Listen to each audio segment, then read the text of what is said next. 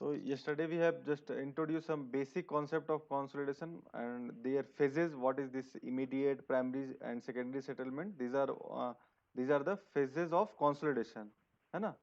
Next हम लोग फिर स्ट्रेस हिस्ट्री पढ़े थे कि Yes, sir. how the soil behaves when the load is experienced. Okay, there are some terms like pre-consolidation stress means the maximum stress which the soil have ever been experienced. Then after subjected to load, after experience this load, the E versus sigma graph, that is effective stress graph. If you plot the graph, this will be like this only.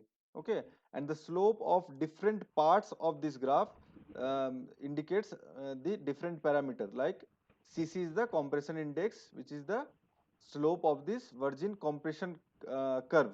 Okay, next swelling index Cs, which is the slope of this expansion curve, and again coefficient of compressibility, that is Av, which is again the slope of this virgin compressor curve but in the E versus sigma graph. Correct. Next, we have also introduced some term like normally consolidated, pre-consolidated, and under-consolidated. है ना? Next, OCR. What is this over-consolidation ratio? This is the ratio of what?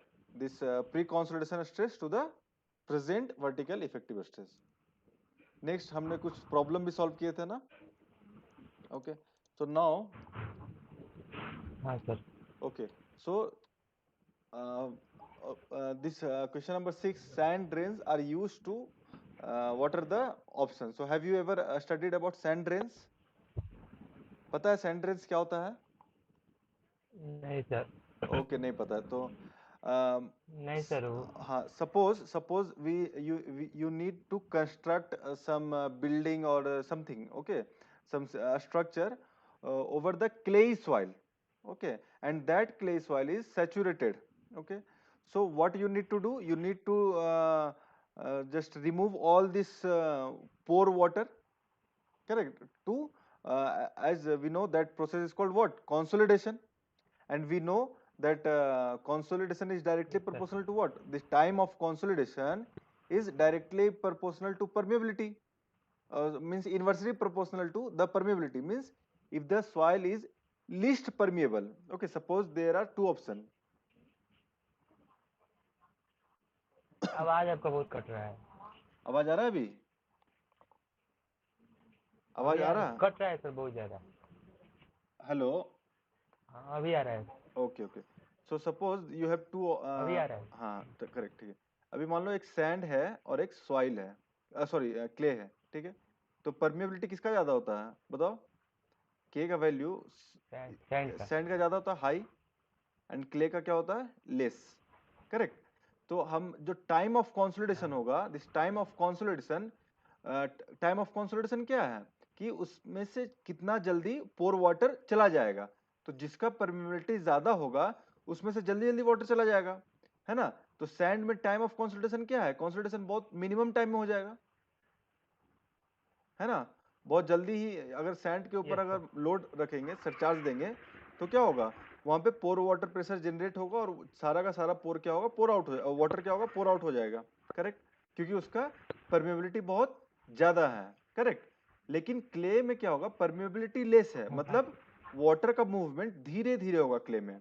लेकिन suppose तुमको कोई construction करना है, correct, suppose you need to do a construction और you construct any structure. So उसके लिए क्या करना पड़ेगा हमको, मुझे मुझे तो वेट करना पड़ेगा ना कि जब तक कि ये 100% कॉन्सोलिडेशन नहीं होगा तब तक हम कंस्ट्रक्शन नहीं कर सकेंगे, क्योंकि इट विल गो सेटलमेंट. ठीक है. तो अभी क्या करना पड़ेगा, यस. इसमें हमें वेट करना पड़ेगा ना, सारा का सारा पानी ड्रेन आउट हो जाए, पोर आउट हो जाए. तो हमें पता है कि अगर क्लेई सॉइल है तो उसमें टाइम क्या होगा, बहुत ज्यादा लगेगा, maximum. But now days we do not have so much time, है ना, ज्यादा टाइम नहीं है हमारे पास वेट करने का. अगर वेट करेंगे तो क्या होगा, कंस्ट्रक्शन जो टाइम है वो काफी ज्यादा हो जाएगा. तो हम क्या चाहते हैं कि वो पानी जल्दी से जल्दी ड्रेन आउट हो जाए. ओके. तब हम क्या करेंगे उसके लिए, जल्दी ड्रेनेज के लिए, मान लो ये ग्राउंड सरफेस है, दिख रहा है ना, suppose this is the ground surface. तो अभी हम क्या करेंगे, बोर होल्स करेंगे, कुछ बोरिंग करेंगे. ठीक है. कुछ हमने बोर बना दिया, बोर होल, ठीक है, जैसे ये दिख रहा है ना, दिस आर व्हाट, सब पहले हमने क्या किया, बोर हाँ. होल किया, बोर होल्स. करेक्ट. तो ये बोरिंग कर लिया हमने। बोरिंग का पता है ना कौन कौन सा मेथड सॉइल एक्सप्लोरेशन में पढ़े होगे, ऑगर बोरिंग, हाँ सर। वॉश बोरिंग, ये सब करके बोरिंग है, ठीक है। तो हमने मान लो यहाँ पे हाँ बोरहोल कर दिया, करेक्ट। अभी उस बोरहोल्स में क्या किया, सैंड हमने इसमें इंसर्ट कर दिया, पूरा का पूरा बोरहोल्स में सैंड हमने इंसर्ट कर दिया, ठीक है। तो मान लो ये फिगर इस तरह हो जाएगा, यहाँ सैंड हो गया। तो अभी उसके बाद क्या करेंगे, this place is subjected to a surcharge, यहाँ पे हम एक्स्ट्रा लोड रखेंगे, करेक्ट। तो इस लोड की वजह से क्या होगा, पोर वाटर प्रेशर जनरेट होगा, वाटर जो है वो मूव करना स्टार्ट कर जाएगा। तो कुछ वाटर तो ऊपर की तरह आएगा, मान लो कुछ वाटर पहले ऊपर की तरह आ रहा था, लेकिन अभी क्या है, कुछ वाटर ये हॉरिजेंटल भी मूव करेगा, ठीक है। जैसे यहाँ पे दिख रहा है तुम्हें, कुछ वाटर हॉरिजेंटल आएगा, ठीक है, यहाँ पे। तो जैसे ही वाटर, मान लो पहले यहाँ वाटर था, ये वाटर जैसे ही यहाँ पे आएगा, इस सैंड में आएगा ना, और अगर लोड तो पड़ ही रहा है, तो अभी क्या था, यहाँ से यहाँ पे परमेबिलिटी काफी कम था, के का वैल्यू लेस था, है ना। तो इसीलिए इसको यहाँ से यहाँ आने में ज्यादा टाइम लग रहा था। लेकिन ये जैसे ही इस बोरहोल में पहुंचेगा, और सैंड ड्रेन्स में, इसको हम लोग बोलते हैं सैंड ड्रेन्स, तो ये जैसे ही सैंड ड्रेन्स में ये पहुंचेगा, तो यहाँ पे क्या है, सैंड है, और इसका जो के है वो क्या है, ज्यादा है। ज्यादा है। तो अब क्या करेगा, यहाँ से वाटर जल्दी बाहर आ जाएगा ना, हाँ समझ में आ गया। जैसे ही टाइम वाटर, कम हाँ, लगेगा। तो जैसे ही वाटर ये सैंड ड्रेन्स में पहुंचेगा, वैसे ही ये क्या करेगा, सिंस सैंड का क्या है हमारे पास, परमिबिलिटी ज्यादा है, तो यहाँ से जल्दी स्केप हो जाएगा वाटर। अगर ऊपर, अगर डबल ड्रेनेज है तो कुछ वाटर नीचे भी जाएगा, कुछ वाटर ऊपर भी आएगा, करेक्ट। तो ये टाइम ऑफ कंसोलिडेशन क्या हो गया, कम हो गया ना। मतलब ये जल्दी जल्दी पोर डिक्रीज हो वाटर, गया है। हाँ, ये जल्दी जल्दी वाटर क्या हो गया, पोर आउट हो गया। तो हम क्या बोलेंगे इस ऑप्शन में, देखो ऑप्शन नंबर कौन सा सही होगा, B. B, accelerate the consolidation, correct. कौन सा? So sand drains are used to accelerate the consolidation. समझ में आ गया सैंड ड्रेन्स क्या होता है, yes sir. Okay. Now next question है, the time for a clay layer to achieve 90% consolidation is 15 years, ठीक है। नेक्स्ट क्या है, the time required to achieve same, मतलब 90% कंसोलिडेशन के लिए ही क्या होगा, if the layer were twice as thick, okay. तो सबसे पहले हमें फॉर्मूला पता है ना, क्या है, एक तो हमारे पास हाँ ये टाइम फैक्टर का, TV equal to CV T by T upon D H square, correct. D S को नाउ टीवी क्या है, TV means pi by 4। Five U square. हाँ, यू स्क्वायर कब होता है, जब वो 60 डिग्री से 60% से यू हाँ कम 60 होता है। लेकिन 60% कम से ज्यादा होता है। होगा तो दूसरा फॉर्मूला होगा। लेकिन in the both manner, TV is the function of what, this is the function of this is the degree of function of consolidation. हाँ, this is the function of what, you में, degree of consolidation. Correct, this is a function of degree of consolidation, है ना। तो अभी यहाँ पे देखो, यहाँ पे दो केस है, लेकिन दोनों केस में डिग्री ऑफ कंसोलिडेशन सेम है। तो हम क्या बोलेंगे, टीवी भी सेम होगा हमारे पास, और सॉइल सेम सॉइल की बात कर रहा है, the clay layer and if the layer, है ना। तो दोनों सेम लेयर की बात कर रहा है, क्ले लेयर की बात कर रहा है। तो CV is will be also same, since CV is the function of soil property, it is the parameter of soil, हाँ है ना, सॉइल पैरामीटर है। तो टीवी भी कांस्टेंट, सीवी भी कांस्टेंट। तो हम क्या लिख सकते हैं, T1 by H1 square equal to T2 by H2 square, ये लिख सकते हैं ना, यस सर। करेक्ट। तो अभी फर्स्ट केस में देखो तो क्या है, टाइम वन कितना लग रहा है, 50 ईयर्स, 15 साल लग रहा है ना। और इसका हाइट मान लो हमने क्या हाँ था, H1 था, ठीक है। लेकिन यहाँ पे देखो 15 ईयर्स। अभी क्या है, टाइम क्या होगा, फाइंड करना है हमें टाइम T2, करेक्ट। अभी इसका एज क्या बोला यहाँ पे देखो, the time required to achieve 90% consolidation if the layer were twice as thick, मतलब पहले जितना था उसका डबल कर दिया हमने, हाँ डबल है। डबल है, करेक्ट। तो अभी बताओ टाइम कितना यस लगेगा इसमें, एच स्क्वायर 60 हो कैंसिल हो जाएगा। जाएगा ना, तो 15 चौको 60 हो गया, करेक्ट, 60 ईयर्स हो गया, हाँ ठीक है। लेकिन ये कब हुआ 60 ईयर्स, जब ये लेयर ट्वाइस होगा तब, है ना, ट्वाइस होगा। लेकिन इसमें एक और ऑप्शन बोल हाँ रहा है कि ये 3 टाइम्स मोर परमिएबल और 4 टाइम्स मोर कॉम्प्रेसेबल होगा, ठीक है। तो ये ट्वाइस एस थी के लिए तो 60 ईयर आ गया हमारे पास, लेकिन हाँ। परमिएबिलिटी अगर 3 टाइम्स ज्यादा होगा, ठीक है, तो क्या होगा टाइम बताओ। अभी ये थोड़ा सा अपने कॉमन सेंस से बताओ कि जो ट्वेंटी टाइम हमारा है 20 है। वो परमिएबिलिटी के क्या होगा, इनवर्सली प्रोपोर्शनल होगा। परमेबिलिटी जितना हाँ ज्यादा, टाइम उतना कम लगेगा। तो हम इसको क्या लिख सकते हैं, 1/k, हाँ ठीक है। और टाइम जो होता है ये द सॉइल जितना ज्यादा कॉम्प्रेसिबिलिटी होगा उतना ज्यादा उसका क्या होगा, टाइम ज्यादा लगेगा। ठीक है, अभी इसको कैसे याद करना है, तुम हमेशा याद रखना कि कॉम्प्रेसिबल की बात अगर बोलेंगे ना, कभी भी तुम देखोगे कॉम्प्रेसिबल सॉइल, तो कॉम्प्रेसिबल सॉइल मतलब clay is the most compressible soil, ठीक है ना, और sand is the least compressible soil. Correct. तो हमेशा याद रखना कि टाइम ऑफ कंसोलिडेशन क्या होगा, directly proportional to compressibility, compressibility और inversely proportional to permeability. Correct. Yes sir. Okay, तो यहाँ पे क्या है देखो, 4 टाइम्स मोर कॉम्प्रेसिबल है, तो पहले 60 टाइम्स था ना, तो पहले क्या था 60 टाइम्स था, तो 4 टाइम्स मोर कॉम्प्रेसिबल, तो 4 times more compressible directly proportional है। 80 हो जाएगा। और परमेबिलिटी क्या कर देंगे 3 टाइम्स, तो थी, 80 हो जाएगा। तो ये 80 ईयर्स। करेक्ट। तो आंसर हाँ आ गया आपका 80 ईयर्स, ऑप्शन नंबर सी। समझ में आ गया। हाँ। ओके, अभी नेक्स्ट देखो, इसी इसी तरह सवाल है। अभी ना बार बार ना इतना ज्यादा नहीं करना है, इतना ज्यादा प्रोसेस नहीं करना है, ये तो समझाने के लिए किया हमने। लेकिन अभी अगर ये कॉन्सेप्ट क्लियर है तो अभी डायरेक्ट देखो यहाँ पे क्या है, इस क्वेश्चन को पढ़ो और ये सेम क्वेश्चन है, ठीक है। अभी इसको ना without pen paper you can solve it. हाँ सर। देखो क्या है, पढ़ो इसको, बताओ कितना आंसर होगा।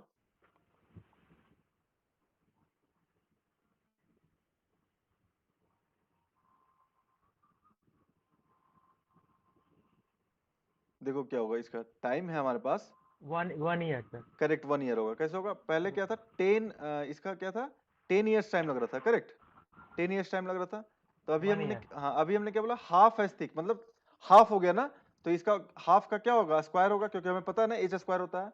तो हाफ मतलब इसको क्या कर देंगे हम, 2 का स्क्वायर, ठीक है ना, half into 10 yes. Times more compressible, sorry permeable, तो 1/10 इनटू 4 टाइम्स मोर कॉम्प्रेसिबल, तो 4 कर देंगे इसको।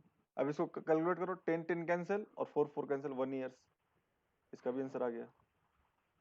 करेक्ट, समझ में आ गया ना Ankit. Hello, hello, hello. Yes sir. Okay, is it clear. आवाज नहीं आ रहा अंकित तुम्हारा, हेलो। आपका आवाज़ सर बहुत कट कट के आ रहा है। अभी आ रहा है आवाज मेरा। हाँ अभी आ रहा है। ओके ओके, अच्छा अभी ये देखो क्वेश्चन, क्वेश्चन नंबर 8, ये भी सिंपल सिंपल क्वेश्चन है, पढ़ो और बताओ आंसर क्या होगा इसका।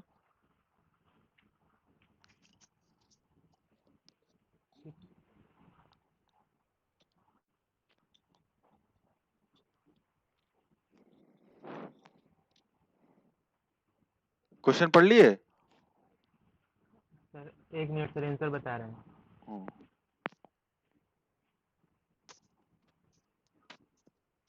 इसमें कोई कैलकुलेशन नहीं है, ये बस थियोरेटिकल क्वेश्चन है, क्वेश्चन में ही आंसर छिपा है। तुम क्वेश्चन ठीक से पढ़ो। देखो यहाँ पे क्या लिखा है, क्वेश्चन पहले पढ़ लो ठीक से। A 6 metre thick clay undergoes 90% consolidation 4 times faster under two way drainage as compare to one way drainage. ठीक है, अभी ये 6 मीटर थिक हो, 10 मीटर थिक हो, कितना भी मीटर थिक हो, और ये कितना भी परसेंट कंसोलिडेशन हो, ये हमेशा क्या होगा, टू वे ड्रेनेज है और ये वन वे 4 ड्रेनेज है, टाइम्स ही होगा। तो ये 4 टाइम्स ही होगा, तो इसका लिखने का कोई मतलब ही नहीं है। तो अभी वही पूछ रहा है, इन एन हाँ। आइडेंटिकल क्ले 15 मीटर थिकनेस आ गया, तो अभी टू वे ड्रेनेज कितना फास्ट होगा वन वे ड्रेनेज से, तो ये तो हमें पता है 4 हमेशा से टाइम्स। कि 4 टाइम्स ज्यादा होगा। इसमें तो कोई क्वेश्चन ही नहीं है ना। Yes sir. करेक्ट। हाँ हाँ। ओके, नाउ अभी ये क्वेश्चन एक क्वेश्चन है जो थोड़ा सा इसके लिए हमें क्या चाहिए, कॉन्सेप्चुअल क्वेश्चन है, ठीक है। तो इस क्वेश्चन में देखो क्या सर है। 2 मिनट टाइम दीजिए सर। हाँ बना अच्छा, दो। नहीं ये क्वेश्चन पढ़े हो पहले, रिकॉम्प्रेशन कैसे फाइंड करते हैं। सर 2 मिनट टाइम दीजिए sir. Okay okay okay, answer बता हाँ दो। ठीक है, सॉल्व इट।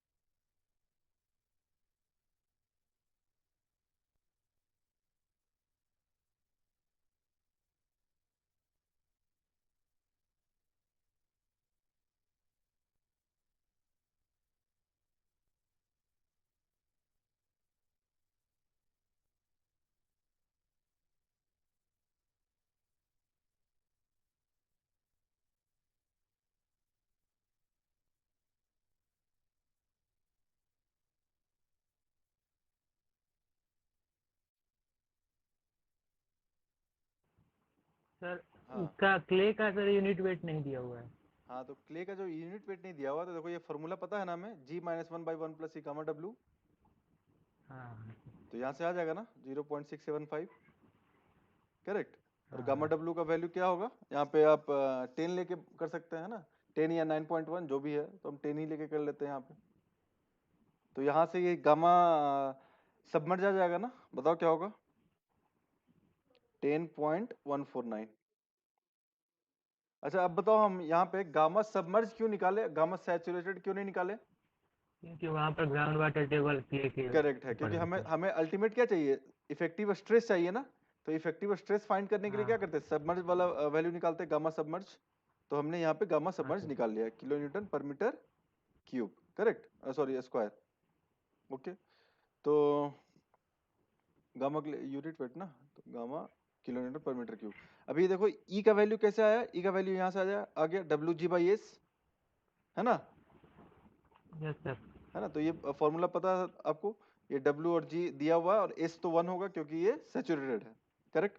तो हमारे पास आ गया गामा का वैल्यू। ओके, तो अभी देखो यहाँ पे हमने अभी तक जितना भी फॉर्मूला पढ़े थे हमने कि H del H equal to CC H0/1 + E0 log sigma not plus del sigma by sigma not. ये किसके लिए था, कौन से टाइप के सॉइल के लिए था ये, फॉर नॉर्मली कॉन्सोलिडेटेड, है ना। लेकिन हम हाँ क्या सर। बोलते हैं हाँ कि प्री कॉन्सोलिडेटेड के लिए ये फॉर्मूला नहीं होता है। तो अभी यहाँ ये कैसे पता चलेगा कि ये नॉर्मली है या प्री कॉन्सोलिडेटेड, बताओ। इसमें सर कंप्रेशन इंडेक्स भी दिया रहेगा। नहीं वो तो दिया रहेगा, करेक्ट, लेकिन जरूरी नहीं है कि दिया रहेगा तो ही होगा, क्योंकि दिया रह सकता है ना, एक्स्ट्रा डेटा तो गिवन रह सकता है कंफ्यूज करने के लिए। तो उसके लिए हमें क्या चाहिए, सिग्मा नॉट और सिग्मा सी। देखो पहले हम लोग पढ़े थे ना, सिग्मा नॉट और सिग्मा सी चेक करना पड़ेगा।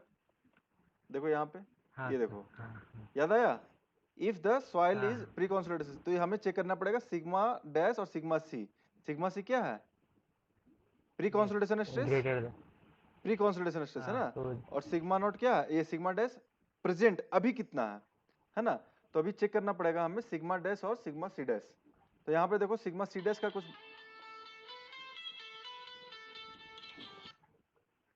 सिग्मा सी डैश का वैल्यू देखो तो कुछ दिया हुआ है, यहाँ पे सिग्मा सी डैश का वैल्यू 60 है, करेक्ट। अभी हमें सिग्मा नॉट हाँ निकालना सर। है ना, सिग्मा नॉट। तो अभी सिग्मा नॉट निकालो, यहाँ पे इस वैल्यू पे सिग्मा नॉट निकालो, कितना आया, मतलब प्रेजेंट। 27.149। हाँ, तो सैंड का कितना यूनिट वेट है, दिया हुआ है कहीं पे 17, है ना। तो 17 इंटू 1 प्लस गामा के लिए हो गया क्या, सबमर्ज यूनिट वेट 10.149 इंटू क्या, इंटू 0.5। करेक्ट 0.5, क्योंकि हमेशा हम मिडिल पे निकालते हैं ना कंसोलिडेशन। तो ये इसको अगर सॉल्व करेंगे हम, तो आ जाएगा आपके पास 22.0745 किलो न्यूटन पर मीटर क्यूब। तो अभी चेक करो ये सिग्मा नॉट और सिग्मा सी में, ये सिग्मा नॉट सिग्मा सी बराबर है, इक्वल नहीं है ये ना। कम है सर। तो यहाँ पे क्या लिख कम देख है। रहे हैं हम, सिग्मा जो प्रेजेंट है that is very less than sigma C dash. तो इसका मतलब क्या हो गया, ये सॉइल, ये सॉइल ये प्री कंसोलिडेटेड। प्री कंसोलिडेटेड हो गया सॉइल। अभी इसके लिए जो फॉर्मूला है हमारे पास, इसके लिए फॉर्मूला चेंज हो जाएगा, ठीक है। तो ये थोड़ा सा लेंदी है, थोड़ा सा, ज्यादा नहीं, तो इसको आपको याद रखना पड़ेगा, है ना। और इसमें भी दो कंडीशन होगा, देखो यहाँ पे दिख रहा है ना। हाँ तो अभी हमें निकालना है, if sigma dash C dash, मतलब ये pre consolidation stress is greater than sigma not plus del sigma, ठीक है। तो डेल सिग्मा भी हम फाइंड कर लेते हैं, यहाँ पर क्या है, यहाँ पे डेल सिग्मा क्या है बताओ, 50। डेल सिग्मा डैश मतलब क्या, चेंज इन इफेक्टिव स्ट्रेस। तो चेंज इन तो पता चल जाएगा ना, यहाँ से 2.5 इंटू 20, 2.5 इंटू 20 मतलब 50, 50। करेक्ट, 50 किलो न्यूटन पर मीटर क्यूब। ओके, तो अभी हम इसको यहाँ पे फाइंड करो कि sigma not dash plus del sigma dash का वैल्यू क्या आया, ये 22 प्लस 50, 22.0745 प्लस 50 क्या आ गया बताओ, 72.0। 72.0745, करेक्ट, किलो न्यूटन पर मीटर क्यूब। अभी यहाँ पे आ जाओ, अभी यहाँ पे क्या देखना कि sigma C dash is greater than this one. अगर pre consolidation stress sigma dash naught plus del sigma से अगर ज्यादा होगा तब हम ये फॉर्मूला यूज करेंगे, करेक्ट। तो अभी देखो तो यहाँ पे क्या है, सिग्मा नॉट का वैल्यू है हमारे पास ये सिग्मा सी डैश 60 है और ये दोनों का समेशन 72 है। तो कौन सा फॉलो कर रहा है केस, देखो केस ये फॉलो सी फॉलो कर रहा है या डी फॉलो कर रहा है, डी। डी फॉलो कर रहा है ना, सी तो फॉलो नहीं कर रहा है, क्योंकि यहाँ पे हम अभी फिलहाल हमारे क्वेश्चन में क्या है, सिग्मा ये जो समेशन है इसका वैल्यू 72 है और ये 60 है, करेक्ट। तो ये ज्यादा हो गया आपका, तो ये case D, case D is following, okay. तो for case D and for this type of situation the formula for this settlement becomes this one, है ना, ये C R into H not by 1 plus E naught into log sigma dash C divide by sigma not plus C C into ये। तो ये formula आपको याद रखना होगा, ठीक है। तो अभी देखो ये सारा का वैल्यू अभी हमें तुम्हें फाइंड है, सी आर का वैल्यू गिवन है कितना 0.05, तो हमें क्या लिख सकते हैं यहाँ पर, del H is equal to 0.05 into H not का वैल्यू कितना है बताओ, 1 मीटर है ना, 1 metre divide by 1 plus E not, तो ई नॉट का वैल्यू अभी हम निकाल लिया है ना, 0.675 into log sigma C dash मतलब प्री कॉन्सोलिडेशन स्ट्रेस 60 था, है ना, 60 डिवाइड बाई सिग्मा नॉट, तो सिग्मा नॉट क्या था, initial stress 22.0745, 22.0745, correct, plus CC, CC का वैल्यू क्या था देखो, सीसी का वैल्यू 0.5 गिवन है यहाँ पे, 0.5 into H not, H not तो 1 metre divide by 1 plus E not जो हमने फाइंड किया 0.675 इंटू सिग्मा डैश, है ना, सिग्मा नॉट, तो सिग्मा नॉट क्या क्या था initial 22.0745, correct, plus change in stress क्या है delta sigma 50 divide by initial 22.0745, बस इसको सॉल्व करो, यू विल गेट द 60 होना चाहिए, क्या है, okay okay this is pre consolidation stress ना, हाँ तो यहाँ 60 हो जाएगा, दिस इज 60,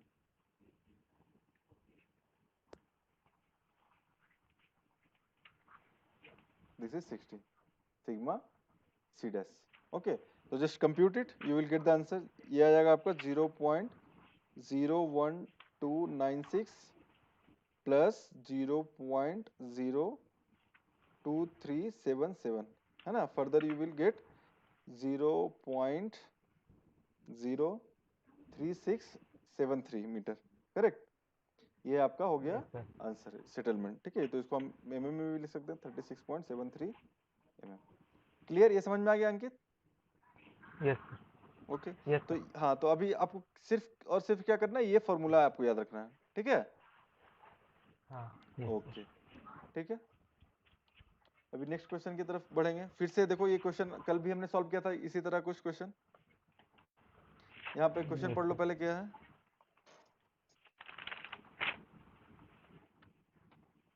यहाँ पे देखो एक वाटर टैंक कंस्ट्रक्शन होगा, water tank is to be constructed on the soil deposit as shown in figure, है ना, तो यहाँ पे a circular footing of diameter 3 metre and depth embedment 1 metre, correct, मतलब यहाँ पे इस 1 मीटर,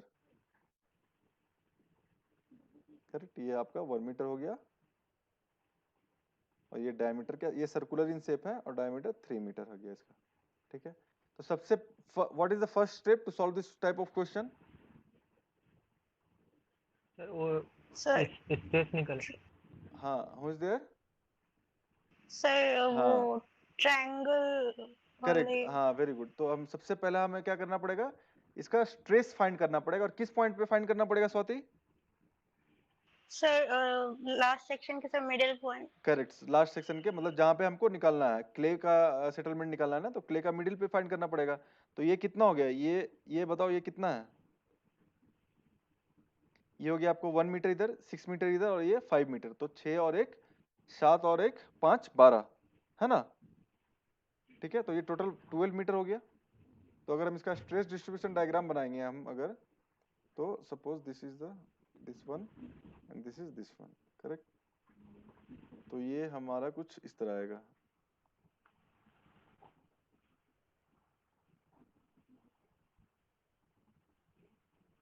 ये आपका है सर्कुलर, ये सर्कुलर फुटिंग है ना, डायमीटर 3 मीटर का। ठीक है, तो इसको हम क्या कर सकते हैं इस तरह, ये आपका कितना हो गया ये वर्टिकल। अच्छा इसमें देखो क्या है, 2 वर्टिकल 1 हॉरिजेंटल गिवन है ना क्वेश्चन में, कि लोड डिस्पर्सन पैटर्न क्या है, 2 वर्टिकल 1 हॉरिजेंटल। तो वर्टिकल कितना है हमारे पास यहाँ बताओ, 12 मीटर। तो हॉरिजेंटल कितना हो जाएगा, 6. 6, करेक्ट। और यहाँ भी सेम है ना, यहाँ भी सेम, यहाँ भी 6 मीटर हो जाएगा। और पहले कितना था, 3 मीटर है ना, ये तो 3 मीटर हो गया। तो टोटल विड्थ कितना हो गया इसका, 15 मीटर अंकित, 15. Yes. करेक्ट। तो अभी ये देखो, ये रेक्टेंगुलर है, सर्कुलर है या स्क्वायर है फुटिंग, Circular. सर्कुलर है ना Circular. Footing, correct circular. तो इस एरिया इसका क्या होगा, π/4d²। Now find the change in stress, इसकी वजह से क्या आएगा, चेंज इन स्ट्रेस आएगा डेल्टा सिग्मा। डेल्टा सिग्मा क्या हो जाएगा, लोड क्या था इसका बताओ, लोड यहाँ पर गिवन है 1500 किलो न्यूटन। तो 1500 डिवाइडेड बाई π/4 इंटू डायमीटर का स्क्वायर, डायमीटर 15 का स्क्वायर। इसे सॉल्व करो, आपका वैल्यू आ जाएगा कितना, 8.48. 8.488। देखो अंकित अभी आपने क्या बोला, 8.48 बोला ना, तो 8.48 नहीं होगा, 8.49 होगा। गेट में जब भी ऐसा सवाल करेंगे ना, तो उसमें लिखा रहता है कि आपको डेसिमल के 3 डिजिट बाद एग्जैक्ट आंसर चाहिए। तो हमेशा अगर या हाँ तो इसको सर. 3 डेसिमल में लिखो 8.488 लिखो, या फिर अगर 2 डेसिमल में लिखना है तो 8.49 लिखो, करेक्ट। अरे सर ऐसे ही मेरा एक क्वेश्चन गया गेट में सर. हाँ हो गया ना, तो तो बताओ इसीलिए फ्रॉम द रिकंसोलिडेशन प्रेशर ही निकालना था उसमें. okay, okay, from the next time always remember this, to do not forget to round off, है ना स्वाति। Yes, sir. देखिए अभी आपके सामने एक एग्जांपल है ना, कि गेट में अभी उनका एक मार्क्स चला गया था, इसी वजह से तो हम हमेशा क्लास में बोलते हैं ना कि आंसर सर सही निकाले थे सर. हाँ, लेकिन वो 1.2 आया था लेकिन हम 1 लिख कर चले आए थे. हाँ करेक्ट, तो यही होता है एग्जाम में, करेक्ट। तो चलो फिर ये तो डेल सिग्मा आ गया। अभी ये जो सिग्मा नॉट, इनिशियल क्या था, इनिशियल स्ट्रेस कैसे फाइंड करते हैं बताओ, गामा इंटू डी है, डी गामा। तो निकालते. देखो फर्स्ट जो सिल्टी सैंड है वो तो ड्राई है ना, तो 15 इंटू 2 हो जाएगा, 15 इंटू 2 आ गया, प्लस अभी ये देखो यहाँ ग्राउंड वाटर टेबल है, सैचुरेटेड है 18, तो सबमर्ज कितना हो जाएगा, हेलो हेलो हेलो, आवाज आ रहा है, Yes. हाँ सर 18 माइनस 9.81. हाँ 9.81 भी लिख सकते हैं और 10 भी लिख सकते हैं, ठीक है। तो फिलहाल हम 10 ही लिख रहे हैं यहाँ पे, 18 minus 10 into 6 metre, 6 metre plus, अभी यहाँ पे फिर से सैचुरेटेड यूनिट वेट 18 है, लेकिन ये तो ग्राउंड वाटर टेबल के नीचे है, तो ये सबमर्ज हो जाएगा 18 माइनस 10 इंटू 5, करेक्ट 5 है इसका विड्थ। तो इसको सॉल्व करो, आपको आ जाएगा आपके पास, बताओ 118 किलो न्यूटन, 118. किलो न्यूटन पर मीटर क्यूब, करेक्ट।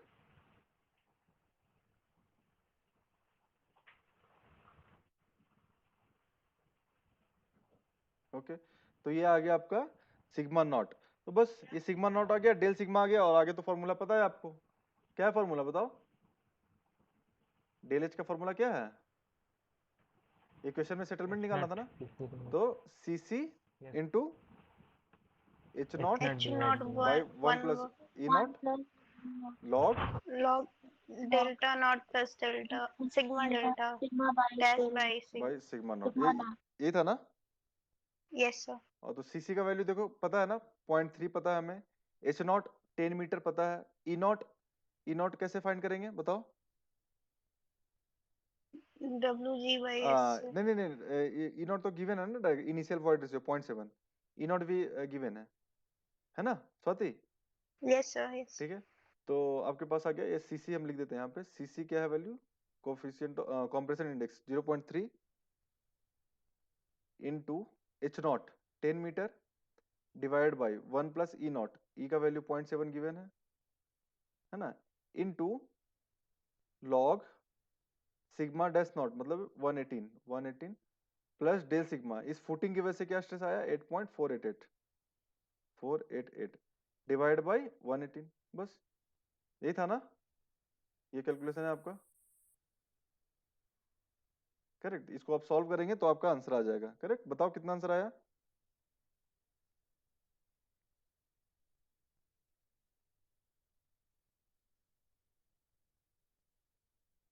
ये आ गया इतना, ठीक है। इसको एमएम में अगर लिखना होगा, यहाँ एमएम में पूछ रहा है ना, तो एमएम में क्या कर देंगे इसको, बताओ। 53.2364 mm। Correct, clear to everyone. Yes, sir. Okay,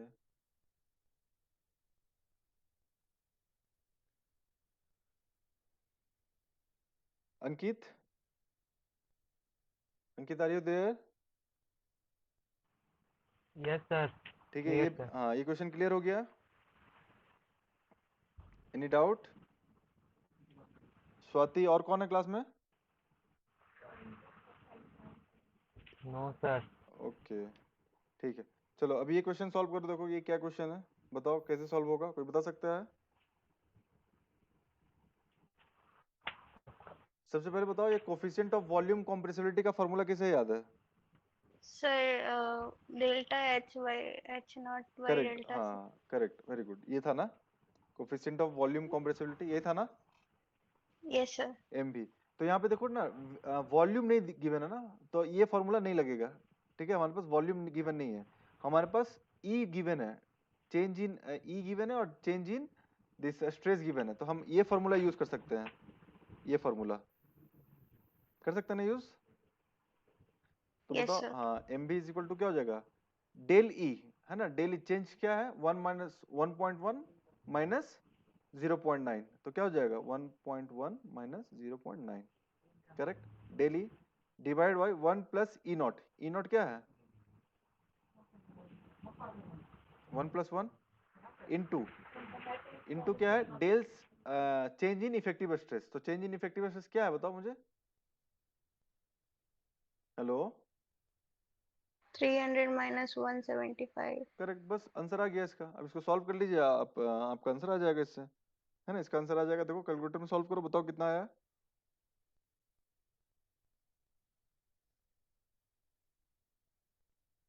कितना आ रहा है देखो। Yes, sir. ठीक है, तो this is your coefficient of volume compressibility. तो ये इजी था ना, काफी इजी था। अभी देखो यहाँ पे del E by del sigma है ना, इसी को हम एवी भी बोलते हैं।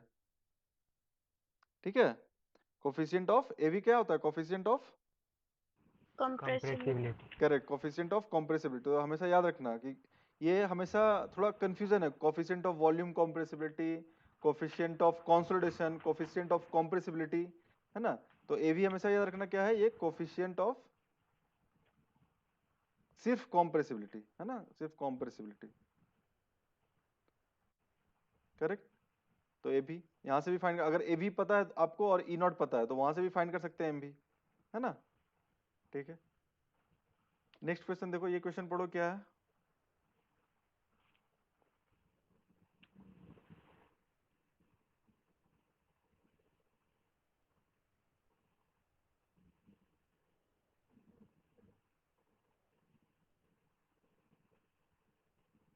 यहाँ पे देखो दो डेटा गिवन है, एक हम ई चेंज यहाँ से यहाँ कर रहे हैं 0.6 to 0.5, तो ये स्ट्रेस 100 to 200, हाँ सॉरी 100 से 300 चेंज कर रहे हैं, तो ये हमारा वॉइड रेशियो 0.6 से 0.5 होगा। ठीक है, तो 150 स्ट्रेस देने पे क्या आपका क्या आ जाएगा, void, sorry void ratio find करना। ठीक है, तो हमेशा याद रखना सीसी का जो वैल्यू है, सीसी क्या है, सीसी का जो वैल्यू है कंप्रेशन इंडेक्स, सीसी का वैल्यू हमेशा क्या होता है, कांस्टेंट होगा। ठीक है, किसी भी आप कोई भी इफेक्टिव स्ट्रेस आप उस पे देंगे, है ना, तो चेंज इन जो सीसी का वैल्यू है ऑलवेज सेम होगा। तो सीसी का वैल्यू क्या, फॉर्मूला क्या होता है बताओ। Daily by del C. Del E by Plus log, sigma 2 by sigma 1. Correct, sigma plus del sigma by sigma, है ना, ये सिग्मा नॉट है मतलब इनिशियल स्ट्रेस। ठीक है, तो अभी डेली, अच्छा ये ना नेगेटिव में होता है, क्यों नेगेटिव होता है? क्योंकि ये जब अंदर इसका भी वैल्यू ना नेगेटिव में ही आएगा, क्योंकि ये डिक्रीज हो रहा है। ठीक है, तो हम ना नेगेटिव मतलब जनरली ये इसका जो आंसर आएगा वो पॉजिटिव में आएगा, तो ये बार बार नेगेटिव लिखने का जरूरत नहीं है। ठीक है, अगर आप ऑब्जेक्टिव क्वेश्चन सॉल्व कर रहे हैं ना, तो ये सब नेगेटिव बार बार लिखने का जरूरत नहीं है, वो एज्यूम करके चलिए कि ये पॉजिटिव वाला ही आंसर आएगा। ठीक है सर नेगेटिव हम लगाए क्यों सर, वो अल्टीमेटली पॉजिटिव ही लाना है हमें। करेक्ट, इसीलिए हम करते बड़ा हैं कि माइनस छोटा कर दिया जाता है सर, हाँ इसीलिए मोड लगा करेक्ट, दिया जाता हाँ इसीलिए तो हमेशा ना मतलब पॉजिटिव वैल्यू ही लेते हैं ना, तो इसीलिए नेगेटिव बार बार लिखने का जरूरत नहीं है यहाँ पे। तो लेकिन आप जब सब्जेक्टिव क्वेश्चन सॉल्व कर रहे हैं ना, तो हमेशा ऐसे लिखिएगा। करेक्ट, जब है। ईएस यस में सर, वहाँ हाँ लिखना पड़ेगा। जब ईएस में सब्जेक्टिव क्वेश्चन सॉल्व कर रहे हैं, तब आपको ये थोड़ा सा नेगेटिव वगैरह देना पड़ेगा, है ना। तो अब अच्छा, अभी इसके लिए अब सीसी वैल्यू फाइंड करो, इस ई नॉट, इस ई और इस इफेक्टिव स्ट्रेस के लिए। देखो क्या आएगा, 0.6 माइनस 0.5 डिवाइड बाई लॉग 300 बाई 100 इज इक्वल टू, अभी हम क्या करते हैं, कोई भी एक ले सकते हो, ये भी ले सकते हो या ये भी ले सकते हो। ठीक है, लेकिन जो लेंगे, अगर 0.6 लेंगे तो उसके कोरस्पॉन्डिंग 100 लेना होगा, अगर 0.5 लेंगे तो उसके कोरस्पॉन्डिंग 300 लेना होगा। करेक्ट, तो हम क्या कर रहे हैं, 0.5 ही ले रहे हैं। 0.5 minus E not divide by log 0.5 के कोरस्पॉन्डिंग क्या है स्ट्रेस, 300, और ई नॉट हमने एज्यूम किया है कि इसके कोरस्पॉन्डिंग 150 के कोरस्पॉन्डिंग, तो ये 150 के कोरस्पॉन्डिंग। ठीक है, तो ये आ जाएगा, इसको सॉल्व कीजिए तो कितना आएगा, देखो इसको सॉल्व करो, आपको आ जाएगा 0.2095 is equal to 0.5 minus E not divide by log 2। ठीक है, तो ये जो है ना, ये this is what, this is, hello hello, this 0. This 0.2095 is what, ये क्या है, यही तो सीसी है ना। Yes, sir. ठीक है, हाँ तो अभी इसको सॉल्व करो आप। अब बताओ ई नॉट का वैल्यू क्या आया, इसको सॉल्व कीजिएगा तो you will get E not as 0.563। ठीक है, तो आपका फर्स्ट का आंसर आ गया, the initial void ratio is 0.563। Option number B is the correct option. अभी सेकंड में क्या पूछ रहा है, द टोटल कंसोलिडेशन सेटलमेंट क्या होगा आपका अगर चेंज इन स्ट्रेस 200 केपीए है। ठीक है, तो हमें फॉर्मूला तो पता है, हमें क्या है फॉर्मूला बताओ।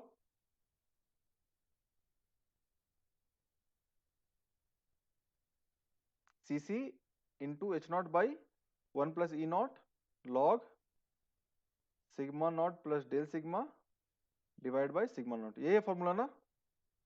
अभी Yes, sir. सीसी का वैल्यू हमने यहाँ से फाइंड कर लिया था 0.2095 इंटू एच नॉट। अभी एच नॉट क्या है, देखो क्वेश्चन में गिवन था यहाँ पे 10 metre thick homogeneous saturated clay layer, 10 metre divide by 1 plus E not, E not अभी हमने निकाला है 0.563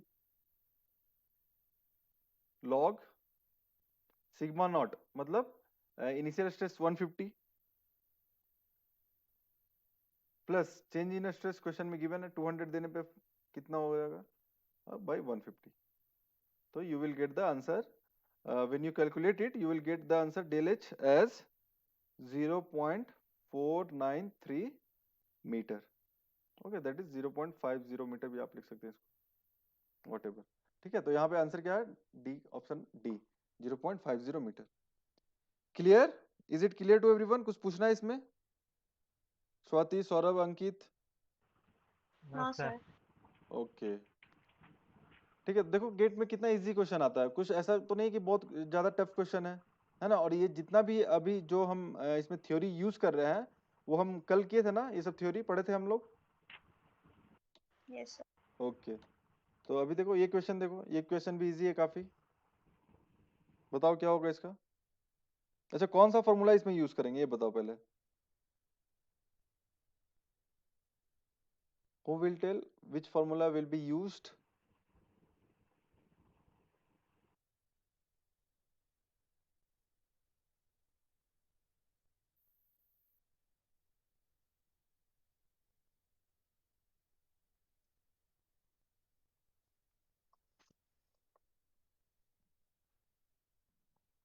hello. Sir, MVH not delta sigma. Correct, very good, yes वही एम भी into H not into del sigma. अब क्यों use करेंगे? क्योंकि हमारे पास जो इस क्वेश्चन में डेटा है वो यही तीन डेटा गिवन है क्वेश्चन में, क्योंकि सीसी गिवन है नहीं इसमें, है ना, तो हम तो यूज नहीं कर पाएंगे। जो इनिशियल वॉइड रेशियो है वो भी गिवन नहीं है। करेक्ट, तो हमारे पास आपके पास हमारे पास क्या है formula? Del H is equal to M भी into H not into del sigma dash. तो एम भी का वैल्यू गिवन है क्वेश्चन में, this is 2.2 into 10⁻⁻⁴। H naught कितना हुआ? 10 मीटर, ठीक है, इंटू डेल सिग्मा मतलब चेंज इन स्ट्रेस। तो चेंज इन स्ट्रेस किसकी वजह से आ रहा है? इसकी वजह से, फिल मटेरियल की वजह से। यहाँ पे क्वेश्चन में लिखा है ना, at a reclamation site for which the soil strata is shown in figure, a 3 metre thick layer of a fill material is to be laid instantaneously. मतलब ये इसका लोड जो है फिल मटेरियल का लोड, वही है आपका एक्स्ट्रा लोड। तो इसका जो ओवर बटर प्रेशर क्या हो जाएगा?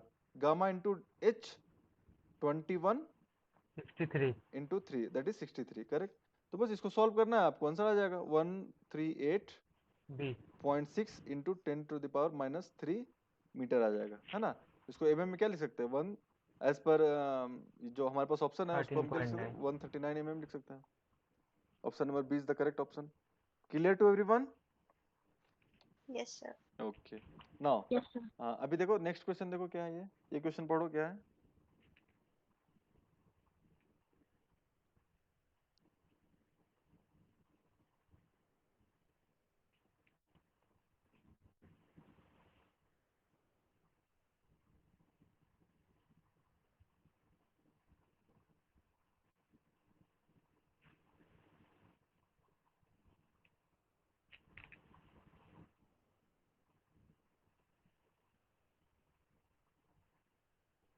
बताओ क्या आंसर होगा इसका?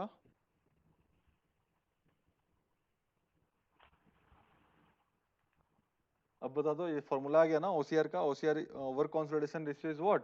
It is the ratio of pre consolidation stress to the present vertical effective stress. यहाँ पे प्री 1.5 1.5। अंकित, ये 1.5 आपने पेन पेपर यूज करके लाया?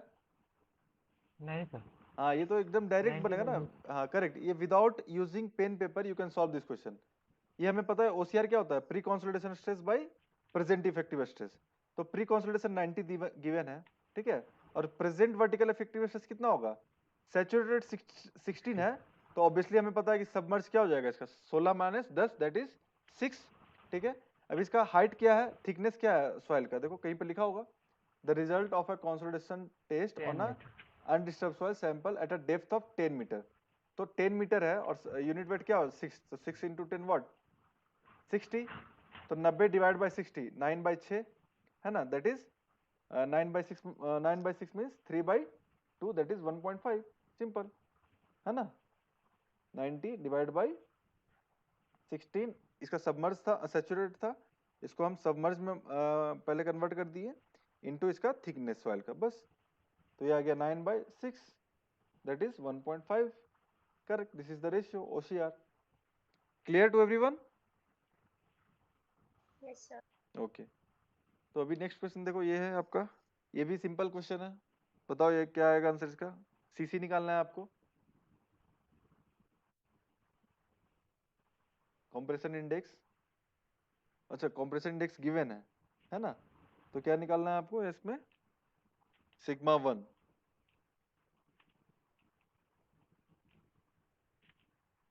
CC is what? CC is given as 0.25। Del E क्या हो जाएगा यहाँ पे? 0.55 minus 0.4, 0.55 minus 0.4, correct, divide by log. अच्छा सौरभ, हेलो, यस सर। अभी हम बोल रहे थे ना ये माइनस का मतलब अंडरस्टूड रहेगा कि ये बड़ा में से छोटा होगा, और ये तो यहाँ पे देखो माइनस हमने नहीं लिखा है ना, यस सर। तो यहाँ पे क्या करेंगे बताओ? सर उसके करस्पॉन्डिंग लिख देंगे सर, लॉग ऑफ नहीं नहीं सिग्मा नहीं, टू बाय नहीं सिग्मा। बिल्कुल नहीं, उसके कॉरस्पॉन्डिंग नहीं, उसके उल्टा लिखेंगे ना। हाँ सर, उतना हम सर हाँ पता नहीं, बस हम बड़ा मतलब जो बड़ा ऊपर हाँ से बड़ा वाला लिखते हैं और नीचे में सर बड़ा और छोटा, बड़ा ऊपर नीचे छोटा लिखते हैं, हाँ log of correct, sigma two हाँ ठीक है। तो यहाँ पे अगर 0.55 माइनस 0.4 लिखे हैं तो ये आ जाएगा 140/2 सिग्मा 1, करेक्ट? तो Yes, इसको sir. हाँ इसको सॉल्व कर लो, सिग्मा 1 आपका आ जाएगा यहाँ से, ठीक है? ये आ जाएगा आपका 557.35 किलो पास्कल, ठीक है? This will be your answer. ये सिग्मा 1, ठीक है? लेकिन क्वेश्चन में क्या पूछ रहा है देखो तो, सिग्मा 1 पूछ रहा है या कुछ और पूछ रहा है? Delta sigma. डेल्टा सिग्मा पूछ रहा है, क्योंकि यहाँ लिख रहा है ना an increase in the magnitude of effective normal stress, तो डेल्टा सिग्मा पूछ रहा है। तो डेल्टा सिग्मा क्या हो जाएगा बताओ? Sigma 1 this one sigma 1 minus 140, 557.35 minus 140, तो ये क्या आ जाएगा आपका 417.35 किलो पास्कल। क्लियर?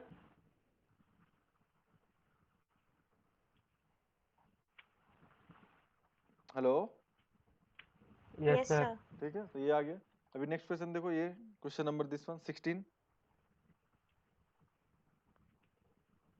इसमें कुछ करना है? ये तो बहुत इजी है ना, Yes, sir. है ना? क्या डेल्टा मतलब ये दोनों का ई दे दिया, E1 E2 गिवन है और सिग्मा 1 और सिग्मा 2 गिवन है, तो बस ये फॉर्मूला यूज करना, you will get the answer, है ना? इसको सॉल्व करने की जरूरत नहीं है ना, No, नहीं sir. sir. You will get answer 0.498, ठीक है? E1 minus E2 divide by log this sigma 1 by sigma 2। अभी देखो ये क्वेश्चन, नेक्स्ट क्वेश्चन ये क्वेश्चन बस दिखने में बड़ा दिख रहा है ना, क्वेश्चन बहुत इजी है, पढ़िए आप इसको एक बार।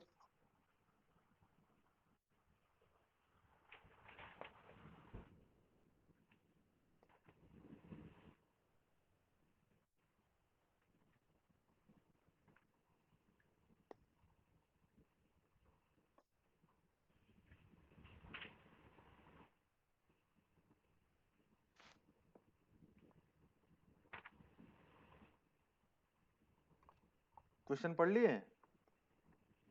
देखिए Yes, यहाँ पे sir. क्या, ये ग्राउंड लेवल है ना? इनिशियल वाटर टेबल यहाँ पे था, बाद में वाटर टेबल यहाँ पे आ गया, ठीक है? तो उसकी वजह से क्या पूछ रहा है, ये चेंज इन इफेक्टिव स्ट्रेस क्या होगा, और अगर चेंज इन इफेक्टिव स्ट्रेस होगा तो ऑब्वियसली इसका कंप्रेशन भी कुछ होगा, ठीक है? सबसे पहले क्या करना है, change in effective stress find करना है। तो चेंज इन इफेक्टिव स्ट्रेस के लिए जब वाटर टेबल यहाँ पे था, ओरिजिनल वाटर टेबल, तो इफेक्टिव स्ट्रेस क्या था बताओ मुझे? ये 5 मीटर, अभी इसका यूनिट वेट क्या गिवन है कहीं पे, unit weight of water 10, unit weight of sand above water table 18 है ना, तो 18 इंटू 5, करेक्ट है ना? प्लस प्लस क्या हो जाएगा, यूनिट वेट ऑफ वाटर,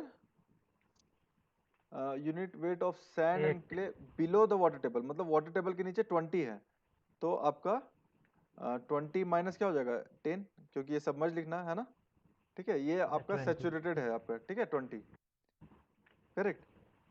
ये यहाँ पे तो लिखा नहीं है ना कि ये सैचुरेटेड है या सबमर्ज, आप कैसे समझेंगे? वाटर टेबल के नीचे सैचुरेटेड है.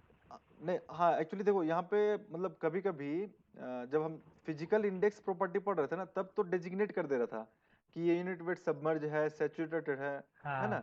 लेकिन जब फिजिकल इंडेक्स के जब बाद पढ़ोगे chapter, effective stress, permeability, foundation, तो ये समझ में आ जाएगा वैल्यू से ही कि वो सबमर्ज है या सैचुरेटेड है। तो जनरली 20 किलो न्यूटन पर मीटर स्क्वायर 18 है ना, वो सबमर्ज यूनिट वेट काफी कम होता है ना? और कम क्यों होता है बताओ? Buoyant क्योंकि force सर है। उसमें कौन सा फोर्स?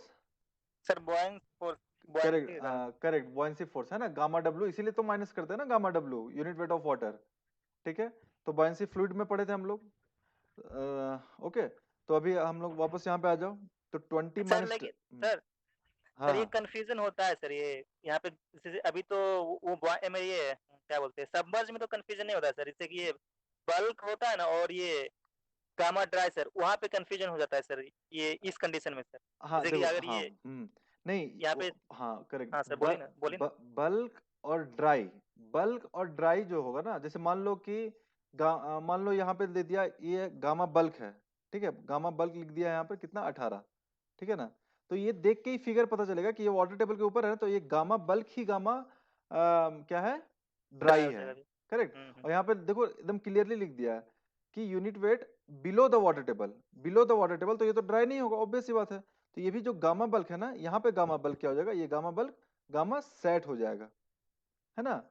गामा सैचुरेटेड भी हो सकता था अगर ये मान लो, Yes, अगर मान लो ये ना यहाँ पे लिख देता है 8 किलो न्यूटन पर मीटर स्क्वायर, तो हम वहीं से ये रीडिंग से, ये इस डेटा से समझ लेते हैं कि ये सैचुरेटेड सबमर्ज की बात कर रहा है, क्योंकि इतना कम जो यूनिट वेट ऑफ वाटर होगा, यूनिट वेट ऑफ सॉइल होगा ना, वो सबमर्ज ही होगा, ठीक है। लेकिन जनरली अगर सबमर्ज देगा तो वो लिख देगा कि वो सबमर्ज है, लेकिन सबमर्ज का तो वैल्यू पता चल जाता है सर, वो करेक्ट, गामा हाँ, बल्क और वो सैचुरेटेड में फंस जाते हैं कभी कभी। नहीं ऐसे कभी, तो इसमें तो क्लियर है, हाँ, इसमें तो क्लियर नहीं है, कहीं नहीं, कहीं फंस जाते हैं। अब कभी भी मत फंसना। मान लो कि ये ओरिजिनल वाटर टेबल लिखा हुआ है, ठीक है, और यहाँ पे गामा बल्क दिया हुआ है, तो ये अज्यूम कर लेना कि गामा बल्क ही गामा सैचुरेटेड है, क्योंकि हम फिजिकल इंडेक्स प्रॉपर्टी में पढ़ रहे थे, तो गामा बल्क पढ़ रहे थे ना, कि गामा, मान लो ये 3 फेज सिस्टम है, सॉइल सॉलिड, ये वाटर और ये एयर, है ना, तो ये तीनों का बल्क यूनिट वेट, ठीक है।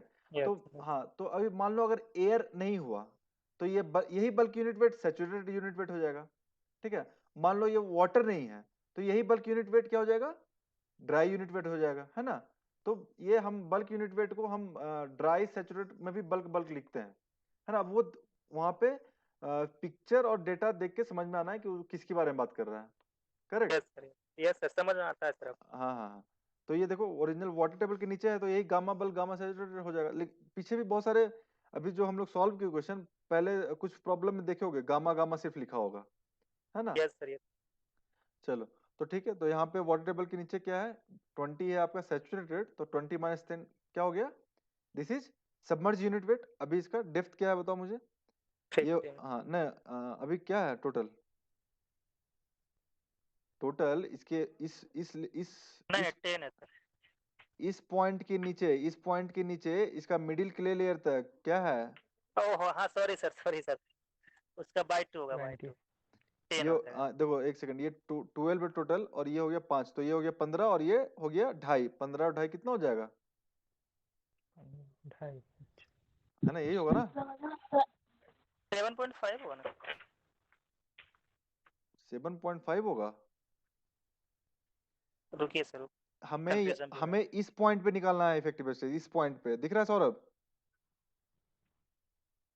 Hello, yes sir, yes sir, yes sir, वो इस थोड़ा पॉइंट पे, कंफ्यूज हो हाँ। गया सर। हाँ हमें ठीक। हमेशा हमेशा याद रखना कि जब भी हम कंसोलिडेशन का क्वेश्चन सॉल्व कर रहे हैं, तो हमें क्या करना पड़ेगा, अगर कंप्यूटेशन ऑफ सेटलमेंट, अगर सेटलमेंट फाइंड कर रहे हैं, तो कहाँ पे सेटलमेंट फाइंड करते हैं, वो क्ले गिवन, लेयर, हाँ, क्ले लेयर के मिडिल पोर्शन पे हमेशा, मिडिल पोर्शन में, यस सर। ठीक है। तो अभी हम इफेक्टिव स्ट्रेस जब भी निकालेंगे तो इसी पॉइंट पे निकालेंगे, मिडिल स्ट्रेस पे, सेंटर पे क्ले लेयर का, करेक्ट। तो ये क्लियर हो गया ये चीज, yes sir, yes sir, clear था हाँ वो सर, कंफ्यूजन था हाँ, थोड़ा। तो ये हो गया आपका 265 किलो न्यूटन पर मीटर स्क्वायर, ठीक है। तो अभी नेक्स्ट, ये तो इनिशियल था, इनिशियल इफेक्टिव स्ट्रेस, लेकिन सेकंड कंडीशन में क्या हुआ, ये वाटर टेबल यहाँ पे आ गया, है ना। तो अब सिग्मा डैश क्या हो जाएगा, ये 1 है मान लो, और ये 2 है ना, इनिशियल, और ये बाद का फाइनल। तो इस लोवर्ड वाटर टेबल में अब बताओ यूनिट वेट इसका फाइंड बताओ क्या हो जाएगा, 18, 18 गुना 15 करेक्ट, 18 इंटू 15, प्लस वो 20 माइनस 10 इंटू हाँ 20 5 माइनस, प्लस हाँ 2.5। करेक्ट, 20 माइनस 10 इंटू 7.5, है ना। ये हो गया 5, दिस इज 5, और ये हो गया 2.5, है ना। तो 5 और 2.5 कितना हो जाएगा, 7.5। तो ये आगे आपका बताओ कितना हो जाएगा, 345 किलो न्यूटन पर मीटर स्क्वायर। तो ये जो डेल सिग्मा हुआ, चेंज इन स्ट्रेस हुआ, बताओ कितना हुआ, 345 माइनस 265, तो ये आ गया आपका 80 किलो न्यूटन पर मीटर स्क्वायर, करेक्ट। तो जैसे ही इफेक्टिव स्ट्रेस चेंज होगा, तो वहां पे क्या होगा, सेटलमेंट होगा ना, है ना। Yes sir. ओके, तो अभी बताओ सेटलमेंट का फॉर्मूला यहाँ पे, अभी कौन सा फॉर्मूला लगाएंगे यहाँ पे, देखो सीसी गिवन है क्वेश्चन में, क्वेश्चन में सीसी यस गिवन सर, नहीं है, यहाँ पे क्या गिवन नहीं है, एम भी दिया हुआ, एम भी एम गिवन भी है, दिया। This is M V. तो एम भी वाला फॉर्मूला याद है हमें, एम भी इंटू क्या हो जाएगा, H not H not into del del sigma by dash. तो एम भी तो पता है हमें क्या है, 0.25, एच नॉट तो पता है हमें कितना, 5 मीटर। 5। अच्छा ये देखो क्या, क्या यहाँ पे 0.25 मीटर स्क्वायर, है ना, ओके। तो ये अच्छा यहाँ पे देखो, ये ना किलो न्यूटन में है और ये मेगा है ना। Hello. Yes sir, mega Newton. हाँ देखो, ये मेगा न्यूटन है और ये किलो न्यूटन है। तो या तो इसको 10 टू द पावर इसमें क्या करेंगे, इसको हम मेगा में कन्वर्ट करेंगे, तो क्या करना पड़ेगा। 10⁻³ से डिवाइड करना पड़ेगा। हाँ करेक्ट, 10 टू द पावर 3 से, मतलब 10 टू द पावर -3 से मल्टीप्लाई करना पड़ेगा, है ना। करेक्ट। तो एच नॉट क्या हो गया हमारे पास, 5 मीटर। तो ये हमेशा देखो, अभी ये यूनिट जो है ना, हमेशा मतलब इसको ध्यान में रखना कंसिडरेशन में। अगर यहाँ पे तो हम डायरेक्ट अगर वैल्यू लिखते तो ये हम गलत हो जाता ना आंसर, 0.25 × 5 × 80। अभी इसको हम करके आते हैं और हमें पता चलता है कि आंसर गलत हो गया। अभी कहाँ पे गलत हुआ पता ही नहीं चल रहा है। तो अभी पता चल गया ना, इसका यूनिट मेगा है 10⁻⁶ और इसका है किलो न्यूटन। तो हम या तो इसको मेगा को किलो में बदलो, या तो किलो को इसको मेगा में कन्वर्ट करना है, ठीक है। तो ये हो गया 10⁻³ से मल्टीप्लाई कर दिए इसको, बस। तो अब आंसर बताओ क्या हो जाएगा आंसर इसका। 100। Correct, 100 centimetre.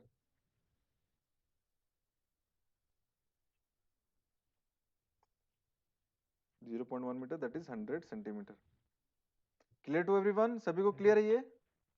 Millimetre. Sorry millimetre ना, हाँ ये मिलीमीटर। 0.1 × 1000। तो D is the correct answer. ठीक है, नेक्स्ट क्वेश्चन प्रोसीड करते हैं। Yes sir. ओके अभी ना काफी शॉर्ट शॉर्ट क्वेश्चन आएगा, एमसीक्यू टाइप आएगा, काफी जल्दी सॉल्व हो जाएगा। तो ये क्वेश्चन देखो क्या है, ये क्वेश्चन सॉल्व हो जाएगा सभी से, बताओ मुझे, या मुझे सॉल्व करना होगा।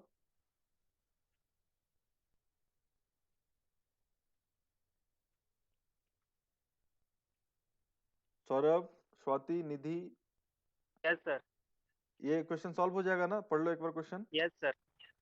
है ना। देखो सारा सारा कुछ दिया हुआ है इसमें। सेटलमेंट पूछ रहा है, consolidation settlement, you need to find. CC का वैल्यू 0.4 गिवन है।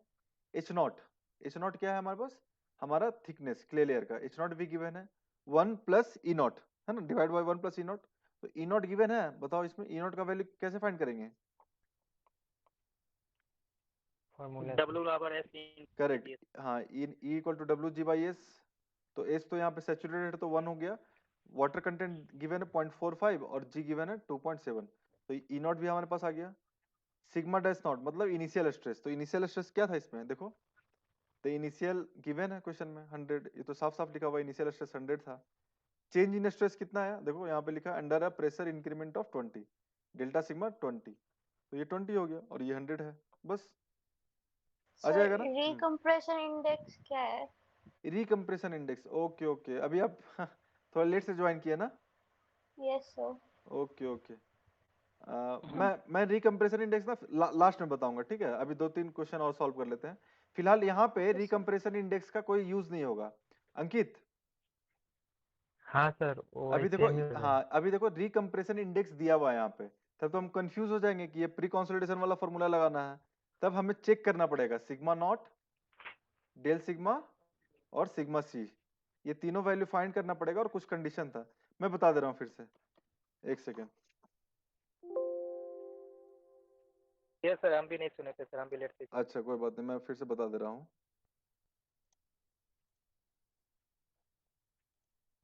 देखो अभी तक जो भी हम प्रॉब्लम सॉल्व करते आ रहे हैं, computation of the settlement, delta H equal to C C into H not by 1 + E not log del sigma plus sigma not by what क्या था, सिग्मा नॉट। तो ये जो फॉर्मूला था ये था, that was for normally consolidated, है ना, हमेशा याद रखना, ये लिख लो। ये जो फॉर्मूला अभी तक जो हम यूज करते आ रहे हैं, सी सी H0 1 + ई नॉट वाला, that was for normally consolidated. लेकिन जैसे ही सॉइल प्री कंसोलिडेटेड होगा तो उसके लिए फॉर्मूला चेंज हो जाता है। अभी सॉइल नॉर्मली कंसोलिडेटेड है या प्री कंसोलिडेटेड कैसे पहचानेंगे, पता है ना सभी को, आपको। Yes sir. हमने कल भी बताया था क्लास में, देखो यहाँ पे हमने कल पढ़ा था ना, यहाँ पे कि नॉर्मली कंसोलिडेटेड कब होगा, जब आपका present effective stress pre consolidation के इक्वल होगा, तब नॉर्मली कंसोलिडेटेड। लेकिन जब present effective stress pre consolidation stress से कम होगा, then that will be pre consolidated, और इसका अपोजिट होगा तो वो अंडर कंसोलिडेटेड। ठीक है, तो फिलहाल हमें क्या देखना है, अभी इस वापस इस क्वेश्चन में आ जाएंगे।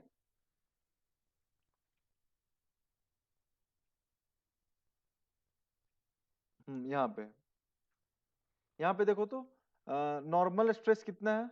नॉर्मल स्ट्रेस हमने फाइंड किया अभी, मान लो इस क्वेश्चन के लिए ना गामा और ई फाइंड करने के बाद नॉर्मल स्ट्रेस हमने फाइंड किया, मतलब प्रेजेंट इफेक्टिव स्ट्रेस का वैल्यू इतना आया। ठीक है, हेलो, यस सर। ठीक है, देखो प्रेजेंट इफेक्टिव स्ट्रेस का वैल्यू हमारे पास सिग्मा नॉट ये आया। ठीक है, और प्री कंसोलिडेशन स्ट्रेस का वैल्यू 60 है। तो अभी बताओ ये कौन सा स्ट्रेस हुआ, नॉर्मली हुआ या pre consolidated? Pre consolidated. Correct, क्योंकि the present effective stress is lesser than this pre consolidation stress. Oh correct, तो अभी ये आ गया pre consolidated soil. Clear Saurabh? Yes sir. Okay, तो जब भी प्री कंसोलिडेशन की जब सवाल आएगा ना, तो उसमें दो केसेस हैं। केसेस दिस सी और डी है ना, ये दो केस आपका है। तो केस 1 में क्या है, हमें क्या फाइंड करना पड़ेगा, sigma not plus del sigma, है ना। अगर ये sigma not plus del sigma is smaller than the pre consolidation stress, then we will use this formula. Correct, और अगर sigma not plus del sigma is greater than pre consolidation stress, then we will use this formula. ठीक है, तो अभी इस question में देखो आ हमारे, गया सर, याद आ गया सर। हाँ, तो इस क्वेश्चन में देखो डेल सिग्मा हमने फाइंड कर लिया है ना। डेल सिग्मा इस क्वेश्चन के लिए हमने 20 इंटू 2.5 मतलब 50 है हमारे पास। फिलहाल अभी बस डेटा देखिए, है ना, ये कैसे फाइंड किया अब वो आप समझ में आ जाएगा, पहले देखेंगे तो। लेकिन फिलहाल कंसर्न क्या है, डेल सिग्मा हमारे पास इतना है और डेल सिग्मा 50 है ना। तो ये सिग्मा नॉट डैश मतलब प्रेजेंट इफेक्टिव स्ट्रेस 22 है और चेंज इन इफेक्टिव स्ट्रेस 50 है। तो अभी ये दोनों का समेशन देखो तो sigma not plus del sigma, ये दोनों का जब समेशन हम निकाले तो हमारे पास आ गया ये 72.0745। ठीक है, तो अब वापस इस फॉर्मूले में आ जाओ। इस केस में देखो तो सिग्मा सी डैश मतलब प्री कंसोलिडेशन स्ट्रेस 60 है और दोनों का समेशन 72 है। तो बताओ ये केस सी होगा या डी होगा? डी होगा। तो हम डी अगर होगा ना तो हम ये फॉर्मूला यूज करेंगे सेटलमेंट निकालने के लिए, C R into H not divide by 1 plus E naught into log sigma dash C divide by sigma naught, sorry sigma हाँ naught plus C C into this one. Correct, तो ये थोड़ा सा लेंदी है, थोड़ा सा, एकदम थोड़ा सा, ज्यादा लेंदी नहीं है, ये थोड़ा सा लेंदी है। बस आप याद रखेंगे ये टर्म, है ना, ये हमेशा याद रखना है कि जब भी प्री कंसोलिडेशन होगा तो हम क्या करेंगे, सिग्मा नॉट और डेल सिग्मा निकालेंगे। अगर प्री कंसोलिडेशन समेशन से ज्यादा होगा तब ये फॉर्मूला यूज करेंगे, और अगर प्री कंसोलिडेशन स्ट्रेस समेशन से कम होगा तब ये फॉर्मूला यूज करेंगे। तो इस क्वेश्चन के लिए हमने ये वाला इक्वेशन यूज किया और आंसर आ गया था हमारा यहाँ पे। ठीक है, तो अभी बैक वापस आ जाओ उस क्वेश्चन पे जो अभी हम सॉल्व कर रहे थे।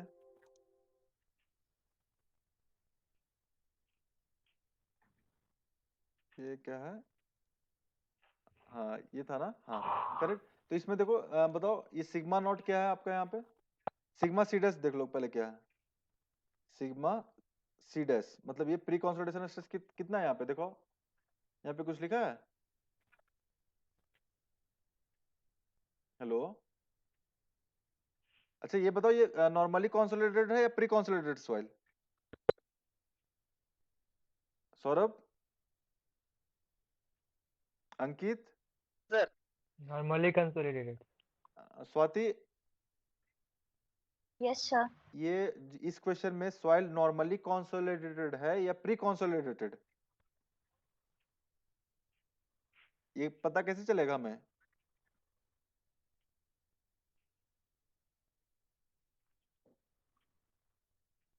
अभी पता है ना कि कैसे पता चलता है नॉर्मली और pre consolidation? Yes sir. Sigma, initially ये सिग्मा नॉट और सिग्मा सी डैश देखना पड़ता है ना। तो ये देखना कब पड़ेगा, जब हमें यहाँ लिखा नहीं होगा, लेकिन क्वेश्चन में तो देखो ना साफ साफ लिखा हुआ है कि ये नॉर्मली कंसोलिडेटेड है, तो हमें उतना दिमाग ही नहीं लगाना है, सिग्मा नॉट फाइंड करना है, सिग्मा सी फाइंड करना है। क्वेश्चन में तो पहले ही लिख दिया कि layer of normally consolidated. Saurabh, yes sir. है ना, तो अभी तो यहाँ पे ये रिकम्प्रेशन यस इंडेक्स का इसका तो कोई मतलब ही नहीं रहा फिर। ठीक है, अभी स्वाति क्लियर है? Yes sir.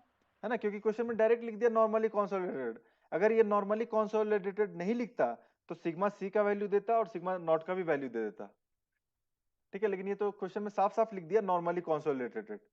ठीक है, जैसे अभी आप कंफ्यूज हुए ना कि रिकम्प्रेशन इंडेक्स का वैल्यू गिवन है, अब इसका क्या करना है, तो इसलिए तो ये क्वेश्चन गेट में आया ना, ताकि थोड़ा सा आपको कंफ्यूज कर दे। लेकिन हमें जब क्वेश्चन अच्छे से पढ़ेंगे तब तो साफ साफ लिखा हुआ है कि this soil is normally consolidated, और हमें पता है कि नॉर्मली कंसोलिडेटेड के लिए फॉर्मूला ये यूज करना है, delta H equal to CC into H not divide by 1 plus E not. तो सीसी का वैल्यू देखो गिवन है ना 0.45, एच नॉट का वैल्यू गिवन है 1 metre divide by 1 plus E not. E not क्या होगा 2.7 into 0.45 into log sigma not. अब सिग्मा नॉट देखो गिवन है यहाँ पे 100, और चेंज इन स्ट्रेस वो भी गिवन है ना, देखो under a pressure increment of 20 kilo pascal, 20 divide by 100। बस इसको सॉल्व करोगे आपका आंसर आ जाएगा।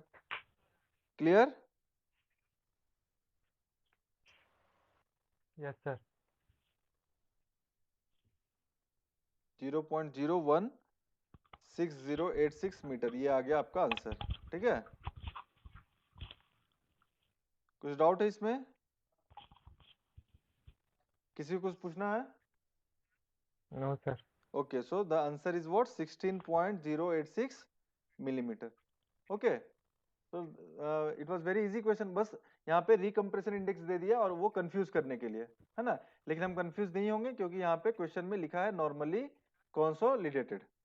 ठीक है, अब इसके बाद देखो क्वेश्चन नंबर 19।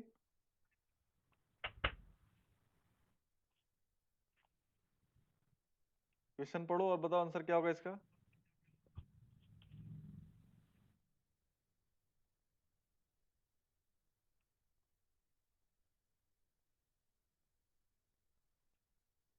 देखो क्वेश्चन क्या है, एक कंस्ट्रक्शन हुआ 2010 में, है ना। तो इन 14 मतलब 4 साल में, 4 इयर्स में, 4 इयर्स में द एवरेज कंसोलिडेशन क्या है 10 mm है।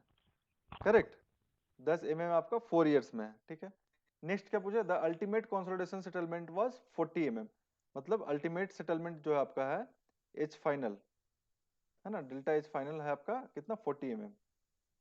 Correct, considering double drainage to occur at the clay soil site, the expected consolidation settlement in January 2019, मतलब जनवरी 2000 से जनवरी 2019, मतलब 9 इयर्स में पूछ रहा है आपको, 9 इयर्स में कितना सेटलमेंट होगा, ये पूछ रहा है ना। फाइंड द सेटलमेंट, ये पूछ रहा है ना क्वेश्चन में। देखो क्वेश्चन पढ़ो, यही है क्वेश्चन ना। Yes, sir. ओके, तो अभी फिर से हमें कौन सा फॉर्मूला यूज करना है, देखो TV is equal to CV T by H square. Square. ठीक है, तो टीवी यहाँ पे देखो क्या हो जाएगा, टीवी इज व्हाट, टीवी का वैल्यू क्या होता है pi by 4 U square U square. Is equal to CV T by